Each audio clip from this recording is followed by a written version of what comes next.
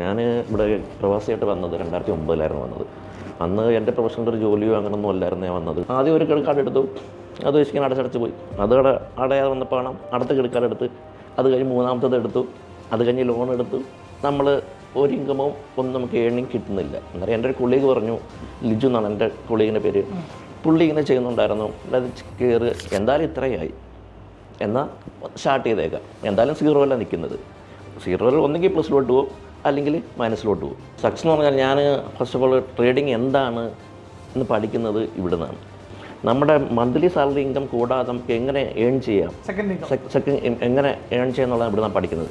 നമ്മളാണ് തീരുമാനിക്കേണ്ടത് നമുക്ക് എന്ത് ഏൺ ചെയ്യണം, നമ്മളാണ് നമ്മളെ സമയം കണ്ടെത്തേണ്ടത്. ആരും നമുക്ക് വേണ്ടി സമയമോ അല്ലെങ്കിൽ നമുക്ക് വേണ്ടി പൈസ കൊണ്ടു തരത്തില്ല. നമ്മുടെ ലൈഫ് സ്റ്റൈൽ മാറ്റേണ്ടതും നമ്മൾ ഏൺ ചെയ്യേണ്ടതും ആരാ തീരുമാനിക്കേണ്ടത്, നമ്മളത് തീരുമാനിക്കേണ്ടത്. എനിക്ക് കേൾക്കാറുണ്ടായിരുന്നു ലോണൊക്കെ എല്ലാം ക്ലോസ്ഡായി.